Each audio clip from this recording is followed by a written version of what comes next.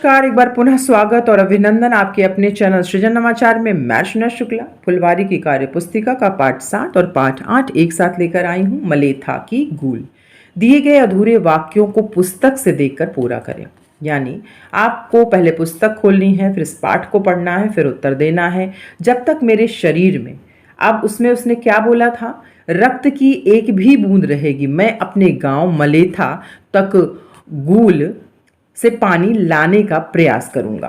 अब आगे देखिए, उसने दिन रात एक करके गूल का निर्माण पूरा कर दिखाया। आज भी मलेथा के हरे भरे खेत माधो सिंह के श्रम की गवाही दे रहे हैं। कठिन तो है, असंभव नहीं। ऐसा होने पर किसका भला होगा। अब मिलान करें। श्रृंखला यानी कतार, तीव्र यानी तेज, साकार यानी पूर्ण होना, और प्रयास यानी कोशिश, दुष्कर यानी कठिन, और गूल यानी पानी की नाली। पानी के 4 उपयोग लिखें। पीने हेतु, कृषि कार्य हेतु, बिजली बनाने में, घरेलू कार्य के लिए। शब्दों के 2 पर्यायवाची शब्द आपको लिखना है। पहाड़ का पर्वत भी होता है, भूमिधर भी होता है, नदी का सरिता और नद्य, खेत का क्षेत्र और भूमि, जल और नीर। अब यहाँ देखिए, उचित स्थान पर विराम चिन्हों का प्रयोग करते हुए वाक्यों को रिक्त स्थान में लिखें। अब यहाँ देखिए, ये पूरा वाक्य लिखा गया है, इसमें विराम चिन्हों का प्रयोग नहीं किया है। विराम चिन्ह का मतलब होता है जहाँ हम कुछ सेकंड के लिए, कुछ क्षण के लिए रुकते हैं। देखिए कि बिहार राज्य के गया जिले में गहलौर गांव है। वहाँ दशरथ मांझी नाम के व्यक्ति थे।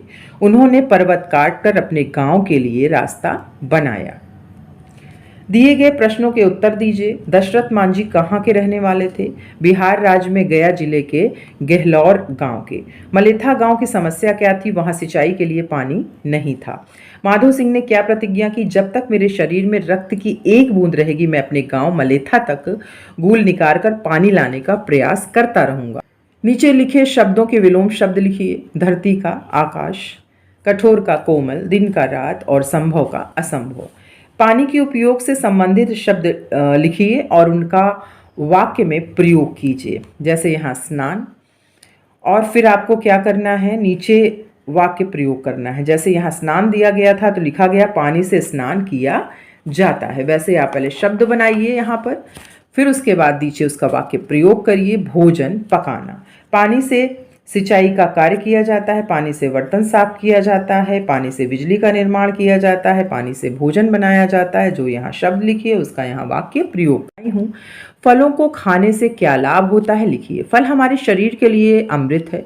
फल खाने से शरीर को खनिज और विटामिन मिलता है जो शरीर को सुचारू रूप से क्रियान्वित करते हैं। फल पाचन शक्ति मजबूत करते हैं। फल ऊर्जा का भी स्रोत हैं। अपनी पसंद के फल की सूची बनाएं। आपको जो पसंद हो, आम, सेब, अमरूद, तरबूज, केला, लीची, अनार, अंगूर, इस प्रकार से फलों को पहचान कर नाम लिखें। तो आम, अमरूद, सेब और संतरा। फिर देखिए, मिलान करना है। मीठा क्या होता है? सेब। खट्टा क्या होता है? नींबू। तीखा क्या होता है? मिर्च। और कड़वा क्या होता है? करेला। अपनी पसंद के फलों के चित्र बनाकर रंग भरें। यहाँ चित्र बनाइए और रंग भरिए। 2 नाम लिखें। मिठाई में लड्डू, पेड़ा जो आपको पसंद हो, फल में केला, सेब, पेड़ में बरगद, नीम, खट्टी चीज नींबू, इमली। दिए गए फलों में क्या समानता, क्या अंतर है लिखिए। दोनों कच्चे में हरे रंग के होते हैं, दोनों पकने के बाद मीठे हो जाते हैं। बेर छोटा फल है, सेब बड़ा फल है। बेर का पेड़ कांटेदार होता है, सेब का पेड़ बड़ा होता है। ऊपर जिन फलों के बारे में आपने समानता और अंतर लिखा उनमें से किसी एक फल के बारे में लिखिए। बेर एक ऐसा पेड़ है जो एक बार अच्छी सिंचाई के बाद जब लग जाते हैं तो वर्षा पर निर्भर रहकर भी फल उत्पन्न कर सकते हैं। 9वां पाठ देखिए। ग्रामश्री। अपने आसपास पाए जाने वाले फलों, सब्जियों या अनाजों के नाम लिखिए। फल में अमरूद, आम, सब्जी में लौकी, भिंडी और अनाज में धान और गेहूं। कविता को पूरा कीजिए।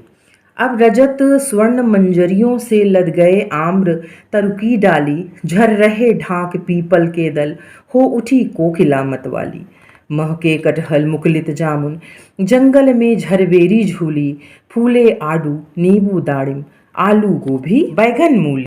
अब यहाँ शब्दों को उनके अर्थ से मिलाएं। रजत का मतलब चांदी, तरु का मतलब होता है आपका पेड़, स्वर्ण यानी सोना, कोकिला यानी कोयल, जंगल यानी वन और मधुर यानी मीठा। अब यहाँ तुकांत शब्दों को कविता में से ढूंढ कर लिखें। जो तुकांत शब्द हैं एक जैसे, जैसे झूली, मूली, डाली, मतवाली, जड़ी, पड़ी, रोना, सोना, फैली, थैली, आना जाना, बाल, लाल।